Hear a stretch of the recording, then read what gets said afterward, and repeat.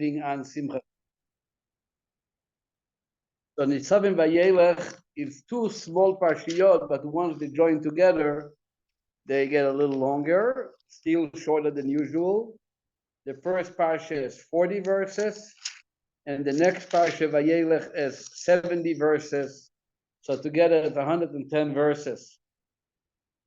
And this parsha is obviously being the last and final statements of Moshe before he passes on and leadership being taken over by Yeshua ben Nun. So you can imagine, obviously, that in this parsha we are going to read and to discuss and to learn all the final principles, fundamentals of Judaism, and actually we are going to get the last two of the 613 commandments. Commandment 612 is going to be in Parshas Vayelech, and chapter 31, verse 10, which is the commandment to gather in the temple every 7 years after the year of Shemitah, after the sabbatical year, is a special mitzvah to come together on the holiday of Sukkot, when everybody comes, Hakel, Esoom, or Anoshim, Hanoshim, Be'ataf, men, women, even small children.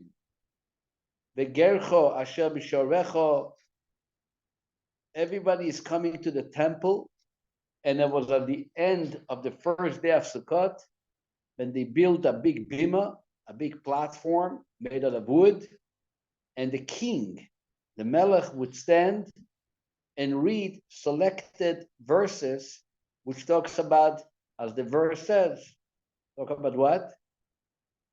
The mariners? No. Let's read verse 12.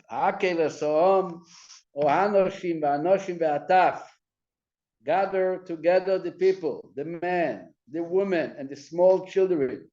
And your stranger who is in your cities. Leman yishmeu uleman yilmedu, so that they will hear and so that they will learn. Veyoru es Hashem Elokeichem, and they shall fear Hashem your God. Veshomru la'asos es kol divrei haTorah azoi, they shall hear and they would learn to keep and to be careful to perform all the words of the Torah. This is the mitzvah, and as it's being discussed in the Talmud in great length, in the Rambam quoted in Minchas Chagiga, a very special ceremony at the night of Motzei Chag Rishon Shel Sukkot, at the end of the first night of Sukkot, that it was the once a year, once in 7 years, that every single Jew was there together. That's why the mitzvah is called Hakel. With Kahal, unite, come together. Matter of fact, this year that we are about to come to an end is on the Jewish calendar a year of Hakel, starting in last year's Sukkot. Then there's mitzvah 613, which is on verse 19. What is the final and last mitzvah of the Torah? Is the mitzvah to write a Torah scroll. The ato kisvu lochem es hashira azois, and you should write this song, Belamdo es bnei Yisrael, and teach it to the Jewish people, simo b'fiyem, place it in their mouth. This is the final and 630 mitzvah that every single Jew is required to write a Sefer Torah. How do we practically write our own Sefer Torah? So either you're joining in that community Sefer Torah, so you're part of it. Mainly, the other Shulchan Aruch also says the idea is to learn, so you also buy printed books, you study from them. The idea is to have the Torah organized in a fashion that we can all relate to it and take advantage of it. This is the Nitzavim-Vayelech. This is the Parsha. In this Parsha, Moshe Rabbeinu brings us in yet to another and final covenant. He introduces the concept of responsibility, arvut, that the one Jew is responsible for another. Kol Yisrael arevim zeh lezeh.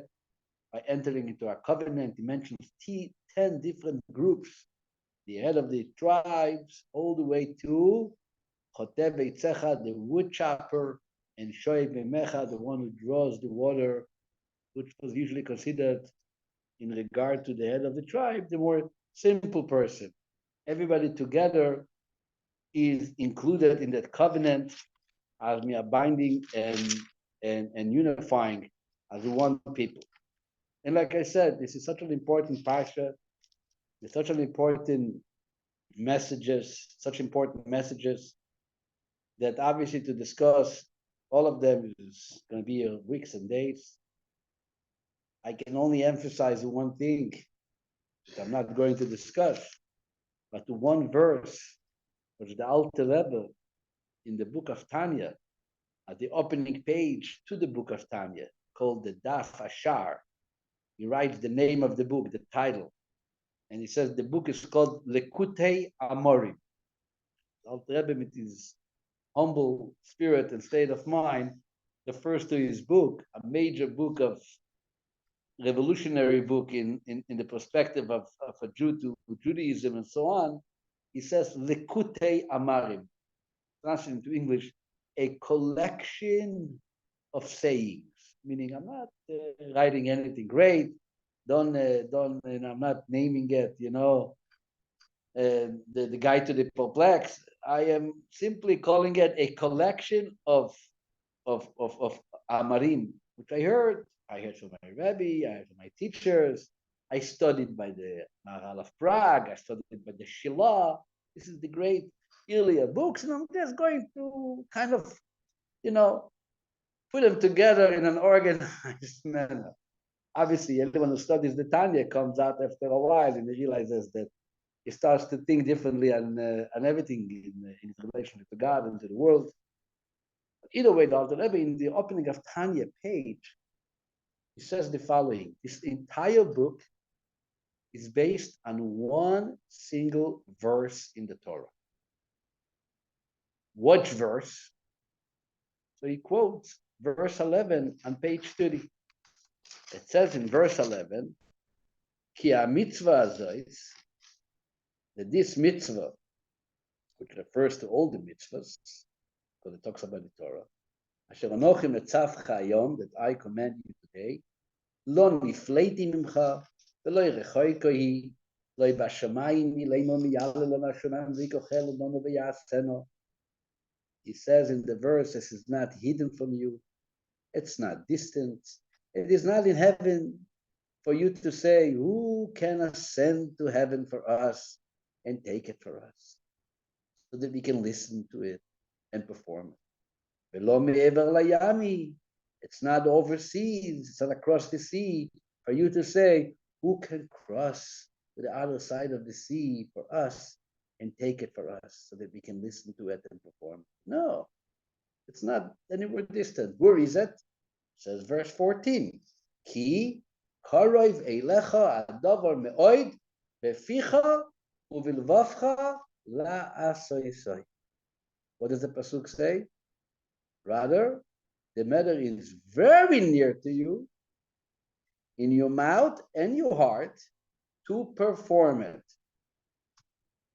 So that single final verse, 14, that Moses and the Torah says that the Torah is, matter of fact, karov eilecha, it is near to you, it is accessible, it's very passable, says the Alter Rebbe, that's what my book is going to be.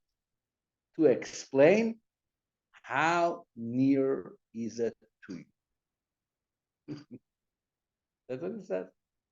From all the entire 5 books of Moses, he emphasizes this verse, and you can read through the verse and not think, okay, I believe God said it's near, I guess it's near, it's doable, it's accessible. Here the verse says, I am going to, the Alter Rebbe comes and says, he points it out, are you looking for something? For him a book, he's not going to look at it anyway, don't give it, waste of time. Waste of time. I got it. He listens, he remembers it. So here it says, it's okay, we're not going to read the book anymore. Maybe another verse. He's going to tell us, to explain to us, how near is it? Right? You're telling me it's near. Tell me, it doesn't seem near to me. That's what I'm going to do. That's what the Tanya is all about. That's what the Rebbe promises. That's what I'm going to give.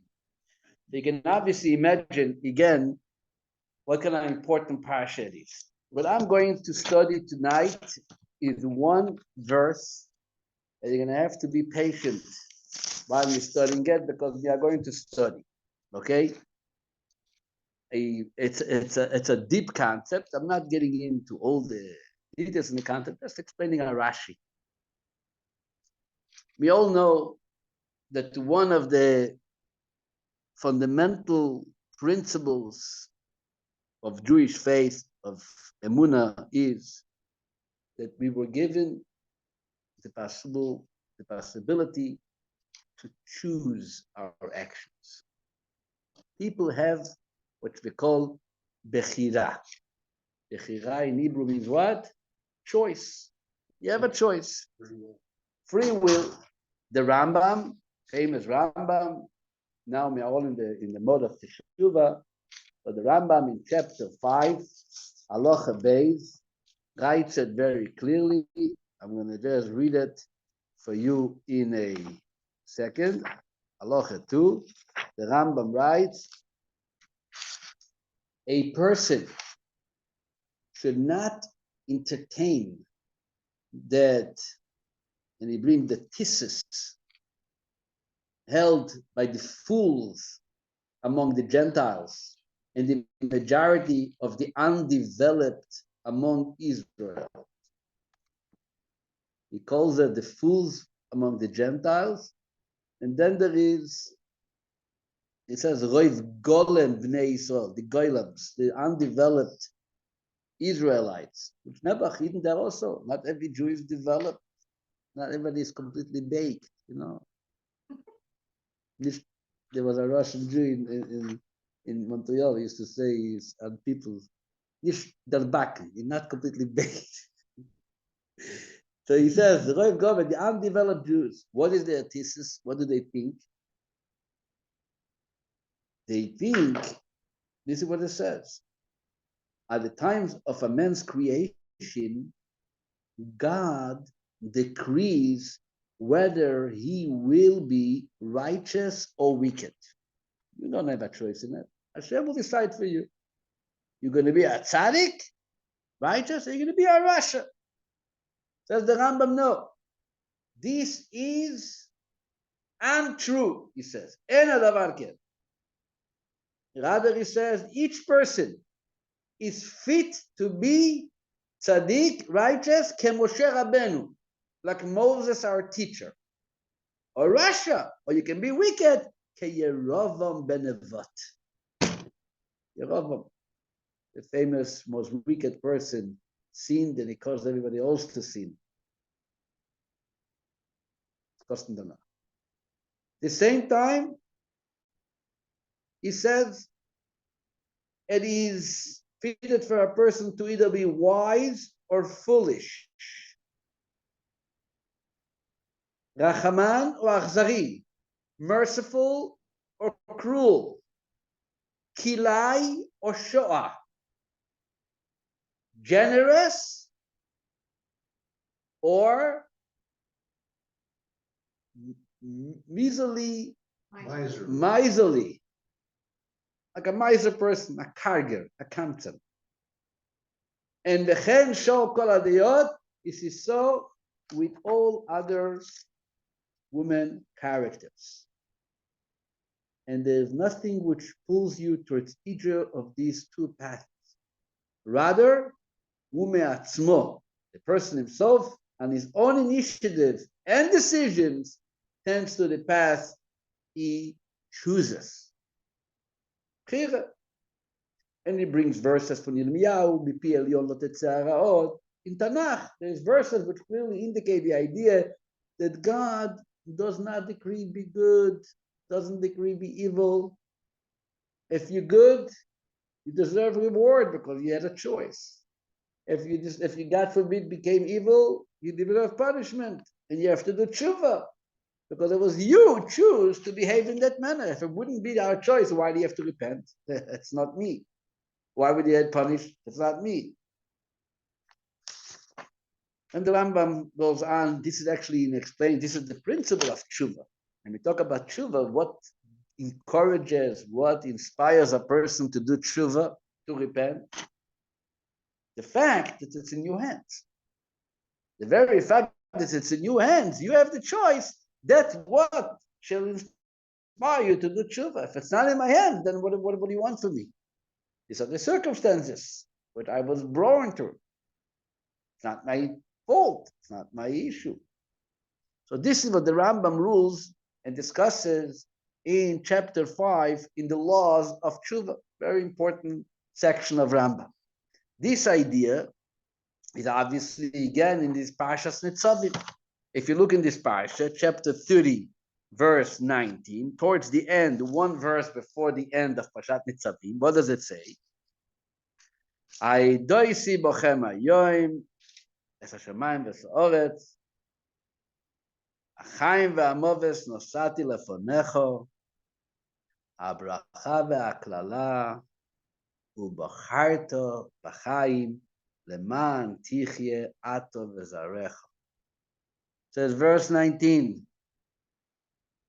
I call heavens and earth today to bear witness against you. I have placed life and death before you, blessing and curse, and you shall choose life. It's your choice.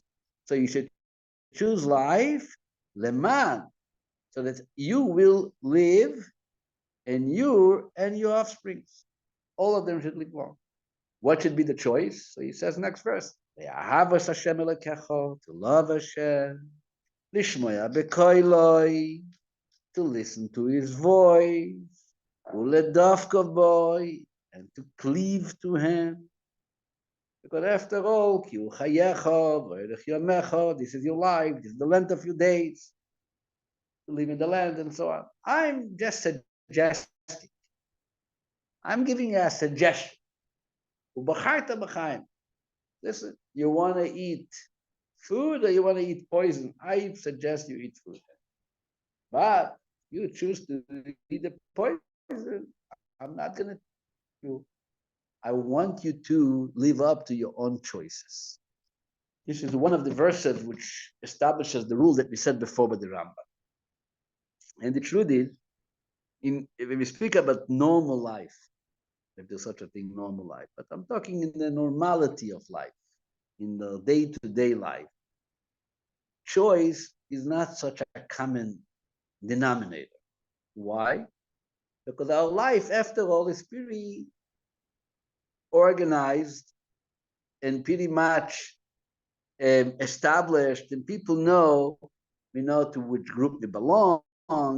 We have our outlook, whether it's political or religious or personal, and we don't usually consider to reconsider or to rethink another path of life than the life that we are kind of used to it. This is kind of the values I was raised, this is the ideas that I learned, and that's how usually people live. There are very few people who are moving to the other side of the road and they make choices, initiate choices, but it takes a lot of, in Hebrew it's called ometz. How do you say ometz? Courage. Courage, right? It takes courage to decide to move to another direction, to move elsewhere. And it comes to very important intersections, so to speak. Crossroads in life, and a person says, okay, I got to make a choice. What am I doing? What am I doing? Am I choosing this way or doing that way? That's how usually we refer to choice. This verse of today's Parsha, the Rambam we just mentioned, is actually teaching us that the truth is that these two words, ubacharta b'chaim, choose life, is something which is relevant to every moment of life. It's not something extreme that in a very so-called, yes, extreme situation, I'm going to have to make a choice to pull the plug or not to pull the plug, to to get married to this person or not to get married. Yes, there are the big choices, but not to have children, not to, there are big choices. Torah teaches us that in every moment of life, there is a choice. You wake up in the morning, am I going to say the morning blessings? Am I going to say it from a siddur? Or am I going to just fly over? That's a choice. What should I do the last thing before I'm going to sleep? Is it going to be checking the WhatsApp again, or I'm going to read a story about tzaddikim or something in learning, that I can fall asleep with something positive? How to react to the guy who caught me by the, before the light? Am I going to try to fight him? Am I going to chase after him? Am I going to cut him and cut 10 other people off because I'm upset? Basically, choice always escorts us at every moment of life. This is the emes. And we have always the possibility to choose one way and another. And the Torah tells us to b'char to b'char. This is the way we usually translate this verse. But then when you look on Rashi, and these words, b'char to b'chaim, seems like Rashi is taking over here a whole interesting twist into the understanding of the pasuk, especially the way this Rashi is being illuminated by the explanations of the Rebbe. What does Rashi say? First of all, so Rashi, b'char to b'chaim. I'm going to read you from Rashi. The first 5 words, Ani more lachem, I am teaching you, shetifcheru b'chelek hachaim. You should choose in the part of life. Okay, we'll see soon what Rashi. Then, basically, in other words, he says that God tells us choose life is not just a description hypothetically what things should be, but rather it's an instruction. I order you, tzivui, choose life. Then Rashi brings a mashal, which not usually does Rashi do it. In the Midrash, we find that, but Rashi brings a mashal. Mashal means a parable to give us a scenario, to explain us to a practical scenario about the idea of choice. So what does Rashi say? Ki adam omer lebno, like a person who tells his son, bechol lecha chelek yafe benachlati. Please choose the choicest part of my inheritance. Umamido al chelek hayafe, and he positions them, he points them out to the choicest part, choicest part. Ve'omer, and he tells them, et ze bro lecha. This is what you should choose for yourself. What does Rashi add with this parable? Father tells his son, take the choicest part of my field. Not sure. What does Rashi mean by it? Rashi wants to teach us something. Then Rashi continues. He brings up pasuk in Tehillim. That's why it says in Tehillim in chapter 16, Hashem menat chelki vekosi. God is the share of my lot. Ata tomich gorali. You are supporting my lot. Inachta yadi al goral atov. You, God, you placed my hand on the choicest lot.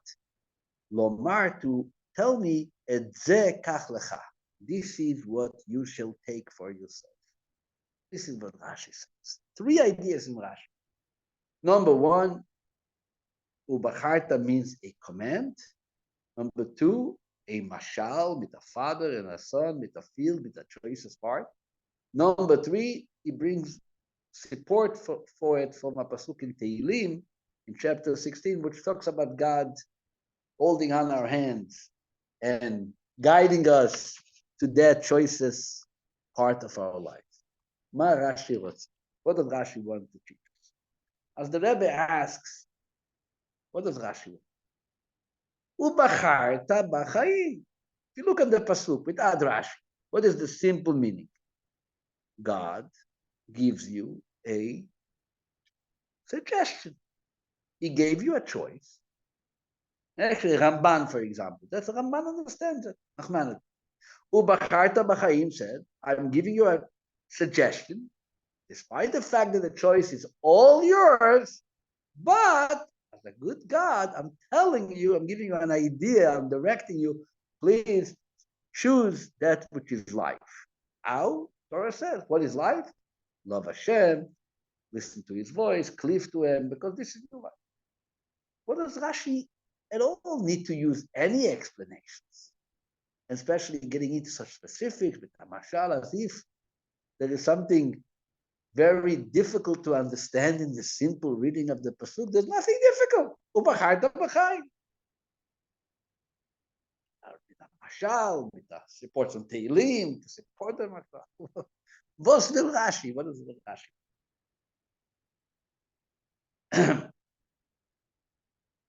And what is it? B'chelek hatov. I want you to choose the choices good part, the good part of life. I mean, we're talking about life.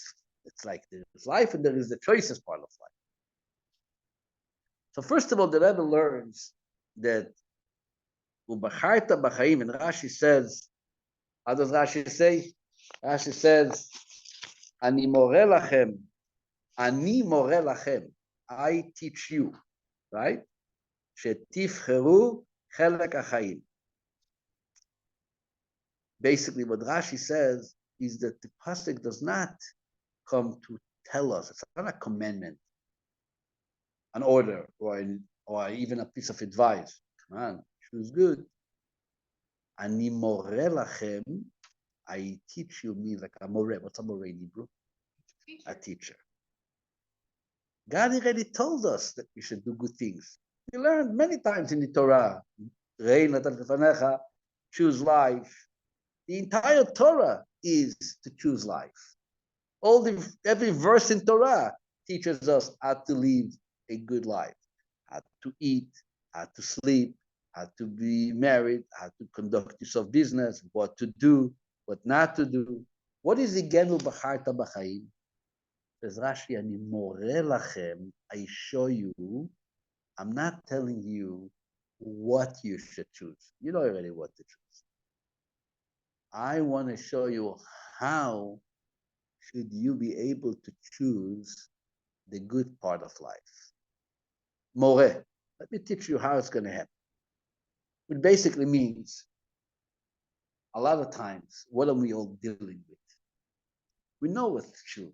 We know what's not true. That's not the issue. What is the real dilemmas, the confusions, the dilemmas of life is the fact that a lot of things are kind of confused. There is a world of pollution, right? Everyone's dealing with pollution. And the pollution exists not only physically, and for that we're going to let the green people to take care of it, but pollution also deals with spiritual pollution. Spiritual pollution means that there is no clarity, and the reason there is no clarity is because even that which was clear for us yesterday, suddenly today, it becomes a little questionable. Because there's so much giruim, there is so much stimulations from different sources, billboards, newspapers, ads, like they say in Yiddish, acting Chinik all day. You can't relax. They keep on bombarding you that this idea, this is the best. You're trying to open a simple shiur on YouTube. First, you have to eat 2 or 3 pieces of advertisement that you live a wrong life. Something for your eyes. Glasses is wrong. Should never wear glasses. There's something, a drink that you drink and takes care on your eyes. And you should never use this. Machtem Meshuga, all day being bombarded with so much information, trying to convince you to change that. Yesterday, I knew that glasses is the best thing for me. Mistake. bread is the best thing. No, the worst thing. The worst thing, no, is the best thing. Magdam is sugar, right? Muddies the water. Whatever it is, they keeping changing your perspective. And at some point, you might really forget. So what is good and what is not good? Is because that sparkly thing, because it's sparkling, that's why it's good. We follow lives of others because it seems to us that maybe their life is the better life. What is life? In other words, the test, the challenge that we're dealing with, the Rebbe says, but Rashi comes to tell us, the challenge is not whether or not to choose life. The challenge is what is the realities that I should choose? What is the good and what is not good? Like the famous line Rabbi Yitzchak Berditchev said. He said once to God, if you would have put the Garden of Eden and hell, Gehenna, which this is the the reward and the punishment, if you would have made it visible in front of our eyes, and all the worldly desires will be in the books, then I'm sure we will all choose Garden of Eden. But as long that reward and punishment is in the book, and the temptations of life are in front of our eyes, so what do you want from us? I mean, we are confused. Imagine a person wakes up in the morning, puts on his tefillin, he's doing a mitzvah. When you do a mitzvah, you're supposed to get rewarded, right? You learned it a few times. You put on your tefillin, and you hear a ding on your cell phone. You take a look, and the thing is a message from your bank. You just got a deposit for $100,000. It will make sense. If you do a mitzvah, you should get $100,000 in your bank. But imagine if that's the reality. Okay?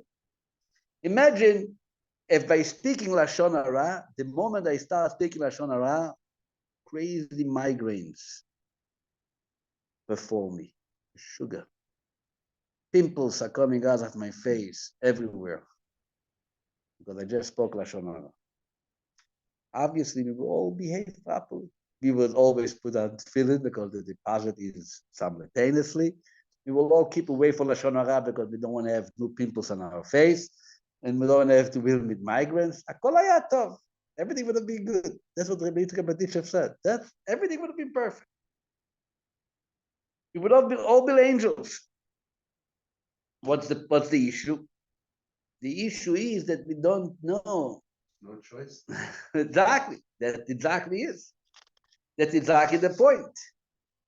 The point is that to do good and to choose good, we all agree. For sure, everybody wants to do good. I'm talking about the Mishugoyim. But most of the world, we all want to do good. What is our issue? That we cannot always identify that that's what we are about to do, this is good. Or that what we are abstaining from doing is really bad. We're losing the sensitivity of identifying the object that we have to make the choice about. Comes Rashi and he says, you know what B'charta b'chaim means? God gives us a special blessing. He says, Ani moreh lachem. I'm not ordering you. I'm not guiding. I'm going to be like a teacher, like a moreh. I will help you to look at the reality in the way it should be perceived. I will let you understand and see that life is not wealth only, and life is not food, life is not trips. I will allow you to understand how la'asot chaim, how you can have a good life. By what? By the way I perceive good life. I will take the confusion away. This is number one. If that's what B'charta b'chaim means, it's not a commandment, rather it's a encouragement and information how Hashem is going to help us to see the real things of life, simply to see how life is meant to live, to be lived. But Rashi comes and he brings a mashal. Usually he brings a mashal. What's the mashal? He tells us like this. A child which inherited from his father one piece of land in a large, what do you call it? In a large achuzai, in a large field. One part that in a large estate, whatever. There's one part chelek which goes to the child, but the child doesn't know how would I evaluate. It doesn't tell him which part. He says you're going to get, let's say, 20% from the field. The field, there is all kinds of parts of the field. Here it can grow better, then it can grow less. This can only work with potatoes. This can work with grapes and apples. Who knows? There's all kinds of abilities and opportunities in a big, long, wide field to know what part of the field is going to really be suited to your needs and to bring you success. Child doesn't know. So he did his father. The father who he understood the property, he bought the property, and he knows to know, listen, I'm living 20 houses in town, 20 apartments. You ask me, go south. If you have a choice, go west. You think in your mind, maybe I want to move to the east side, I want to move to the outside, to the west side. He knows. He's in the world of real estate. He lives it. He bred it. You just an inheritor. What do you know? You are lucky that you're going to get a part and you have the ability to choose. The father's job there is to direct you, to guide you, to point you out what is the best choice you're going to make. If you want to talk in today's day, I mean, people are in the world of, the stock market. And we have various stocks, Microsoft, Boeing, all of our shalom, may they all be blessed, and Facebook, all kinds of stocks. And you're going to get a certain amount of shares, which is going to go down on your name. I have no idea how to look at it. I don't know what is doing good, what is doing better. How does it work? The way it's garnished. I look on a stock chart on the newspaper. I see lines going up, lines going down. It means absolute nothing to me. I don't know how to read it. It's code. The father, the investor, he knows exactly, and he says, "Listen, you can choose any stock you want. I will suggest you keep to this one."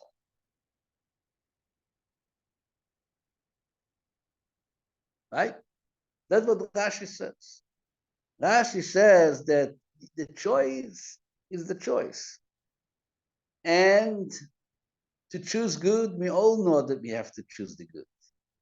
Rashi says, what is the meaning of this pasuk? Kemashal, he says, I'm giving you the solution. When God tells you, Bacharta b'chaim, it's like the father sitting in front of a computer desk, and he shows you on the screen, this is what I suggest you do. Not ordering you. There is other inheritors, other family members, whatever it is. You, as my son, I'm telling you, this is a good pekala. This is good. This is the choiciest part. What is mainly the pasuk tells us? So the Rebbe explains like this: for the receiver to trust the giver that is actually interested in giving me that which is beneficial for me, the receiver has to know two things. He has to know, first of all, believe that the giver knows what is the choiciest. If I don't trust my father that he knows what's good, then it's not going to get you anywhere, right? So first of all, that you have to know that he knows what he's talking about, and you believe that he has the knowledge. Number two, that the giver wants to really give it from the goodness of his heart, and therefore he's ready to give you the choicest part of his inheritance. And that's what Rashi says, Nachlati, it's my inheritance, and he gives it to his child, which more than any other person, you want him to be happy. And this is the same, what the Pasuk tells us is in the relationship that God has with the Jewish people. In order for a Jew to be convinced that Chaim, as the verse calls it, the Tov, life and good, really depend on each other. Even in my flesh eyes, it doesn't always appear to be. There's a connection between good and life. Sometimes it sounds I'm choosing the good and I'm ending up, screwed. My brother Sefer Morozov likes to say, "No good deed goes unpunished." That's how he looks somewhere, you know. You know, sometimes that's what you feel like. I did something good, look, I'm stuck. I went to help someone, I'm stuck in traffic right now. Could have been home already an hour. To believe and to develop in your mind an attitude that good and life really depend on each other. And when you are choosing life is what the good is happening to you, you have to first believe that the world is the inheritance of God. He knows what's good and he knows what leads to life. That's number one. And number two, you have to know that God looks at you as a child of his. And you have to trust him that as you being your child, he is going to want to make sure that you are being given the choices and best part of his inheritance. Of that's what. So this is the two ideas which obviously goes together one with the other.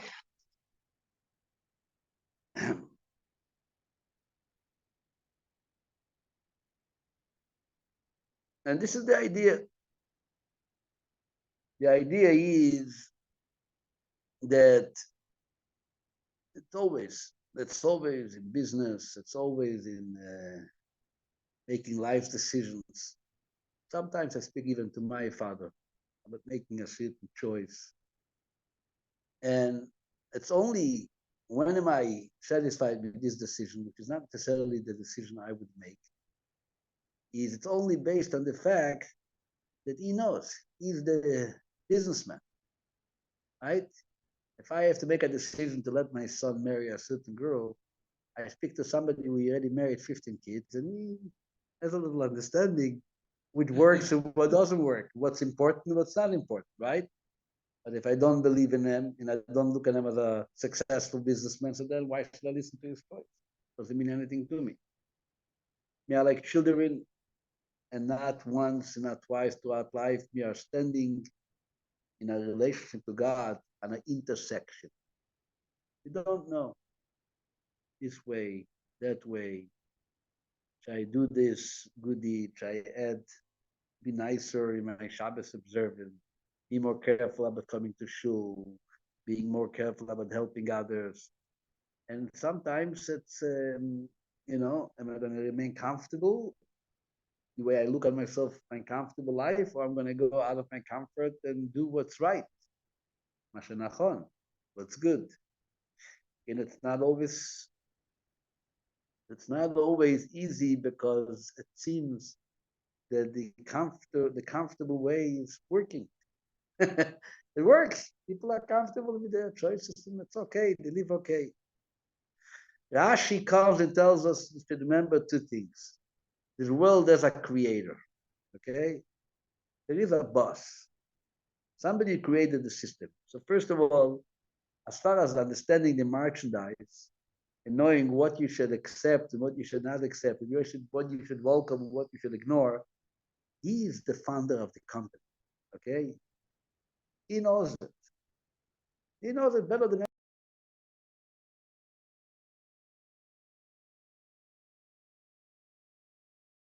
on end. He knows better than everyone. There's no one who knows like God what's the right thing. And not only does he know better than you have to also know that because he knows and because he looks at you as his children, you have to trust him that his consideration is you. What he's looking for us, this is our success. This is the best thing for us. This is the best thing for us. They say that the Alter Rebbe, the Chassid, his name was Yekutia, they call him Kusha Lepler. Pretty good Rebbe writes all kinds of stories of Kusha Lepler. He came to the Alter Rebbe later and he became a big Chassid of the Alter Rebbe. The Alter Rebbe first, and he came, the Alter Rebbe told him to leave. He didn't want to take care of him. He didn't want to leave. The Rebbe said, I'm going to call my goy. I have a goy who works in the house. The Ivan is going to chase you out. He's very strong. So he shouted out the Rebbe, my goy here is stronger than you, goy. That's what he said. The Rebbe realized that he's coming to get rid of his own goy. And he said, okay.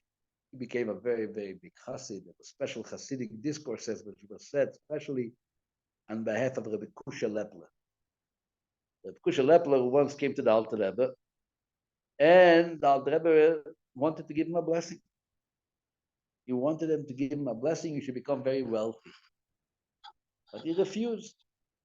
He refused. He felt that by being wealthy, it's going to challenge him, it's going to disturb him in his service of God. He says, rather, Alter Rebbe, I want a blessing for long life. But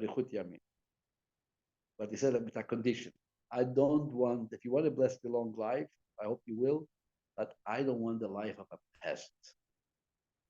If you bless me long life, I want to have a life, I should be able to perceive godliness. The Rebbe gave him a bracha. He lived 100 years old. Those days, 100 years old was not today 100 years old. Medicine, all kind of mechanical thing. He lived 100 years. So this is what the mashal of Rashi. Right? That's what Rashi brings, the parable of the son, which the father points out the share of the land. The Rebbe continues, why does Rashi need to bring us support from Tehillim? The Rebbe says like this, that really you can't compare the parable to our discussion. Why not? In the parable, we understand why the son gets influenced by his father's advice. Why? Simply, he doesn't know anything about property. He doesn't know anything about real estate. So you're a normal, healthy, normal human being. So you say, listen, I don't know. This guy knows. He's in the business. I'm going to trust him. Right? At least I'm in doubt what to do. My father, who is the expert, tells me that this is the good part. And he means that for my benefit, I will follow it. Makes sense. The Rebbe says the problem is comparing it to our choices is because we, in our eyes, see sometimes, and more than sometimes, that the people who don't choose life live a pretty good life. That's the challenge. It's not like the son, he knows it's property, okay? I can either go this way. I trust my father, he's the expert.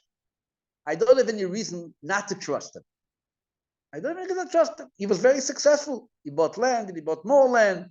And in everybody, it makes sense to trust him. The problem I have with God, so to speak, because he tells me to choose life, and I want to trust him that life is going to be me good.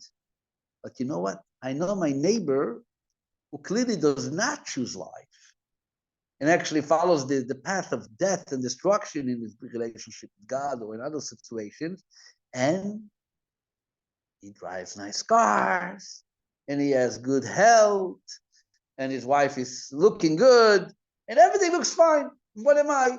A cact. What do I have? What did my Bubba have? Small little apartment, barely made it, never had enough for anything well, what is it? But the Rebbe says that here by the Nimshal, so to speak, when the child gets the Rashi comes and tells us the parable, he says, hello, what's going on? This is what I feel, this is what I sense. So how can God's inspirational words to convince us to give up that? We are not fools. The child is coming to choose property or to make a decision what type of stocks to take, could be looking at himself, what do I know? Honestly, if you're asking me, I don't know. I don't know real estate. I don't know stock market. If you tell me you're in real estate again, I should take this apartment, I will take it. If you tell me, David, you in stock market, I should take this stock, maybe I will listen to you. Maybe. Right? You see people who are doing mitzvahs and nothing is happening to them. Yes, there is lectures and there is ideas and there is inspiration, but tachlis, how do you convince me? So Rashi comes and he adds the pasuk in Tehillim, Hashem menat chelki vekosi ata tomich gorali. Rashi says a gewaltige word that Rabbi points out. God does not just tell you to choose life. God supports you. He holds you by his hand and he shows you physically that this is the best thing for you. You are going to be able to touch it with your hand and feel it, that by doing a mitzvah, you're not only choosing life, this is the best type of life you can have. Right? We all know by Moshe Rabbeinu, right? The story how Moshe became what's it called? Became stutter, a little kid in the palace of Pharaoh, playing on Pharaoh's knees, and Pharaoh's crown fell off. Moses was going to put it on his head, on his own head, and they looked at Moshe. Oh, someone is trying to make a revolution, and they wanted to look at him. Does he know what he's doing? And they put a pile of gold in a pile of fire, and they're going to see if he puts his hand to the fire, so maybe he doesn't know what he's doing. He's still undeveloped. If he puts his hand to the gold, then he's actually normal and healthy, so he had in mind something here. But the Medrash says that Moshe was not undeveloped, and there was the two piles. What was he doing? Who was he putting his hands? Toward the gold. And Hashem made a miracle. An angel grabbed him by his hands and caused them to touch the coal, and even to try to eat it, put it in his mouth. And that saved his life, but he remained stored for the rest of his life because he burned the stone. Right? Doesn't matter. Hashem sometimes pushes us to choose the right way of life. Even when the world naturally seems leading us to another direction, we have to know that eventually, sometimes it takes time, we're going to be able to see that it is in our best being that God is showing us how this choice of life is good. And there is no little amount of stories and world situations, and we all read about it, and we always talk about it. And people kept their commitment to Torah and mitzvahs, how literally it saved their lives. I remember one of the stories just as a kid about this merchant named Matzliach, who was traveling with a whole group of merchants, to the desert. And he was, like in those days, they all used to group because they had to pass through deserts. And there was some once during the desert, and there was a storm, and the direction where a sandstorm, so where the camels exactly should go becomes a little confusing. And when they realized that they went off the path, they took a different direction, and now they're going to have to take a few days to return to where they meant to be, so they don't have enough water. So they said, the head of the group said, okay, everybody be very careful with how much water you drink and how much water you spend, because it's very difficult to find water here. Masliach, who was very careful about washing his hands in the morning in the Tilat Yadayim, he decided, no, I have to keep my water for washing, and they left the group. He left the group, he went looking for water, and then he will continue joining them. And the Taka they left, and Matzliach somehow, was separated for that evening. The next thing he knows that that group never were attacked by gangsters. There was a lot of casualties for him. Separating himself and going to find some water from the Tilat Yadayim actually preserved his life. And there's so many stories like this and so on. So the idea is basically that this is what this pasuk tells us. To choose life is that God is going to show us what is the best way of how to choose it. We should trust him. We should trust him that what he tells us is probably what we should choose. Let's not be too smart He knows, he created it, and he's, God willing, even shows that we be patient enough that we're going to see that in our choices is what we deserved and what we inherited and how we gained a real good life, not only spiritually, but even physically too. Thank you. Thank you. This is one lesson of this amazing Parsha called Nitzavim.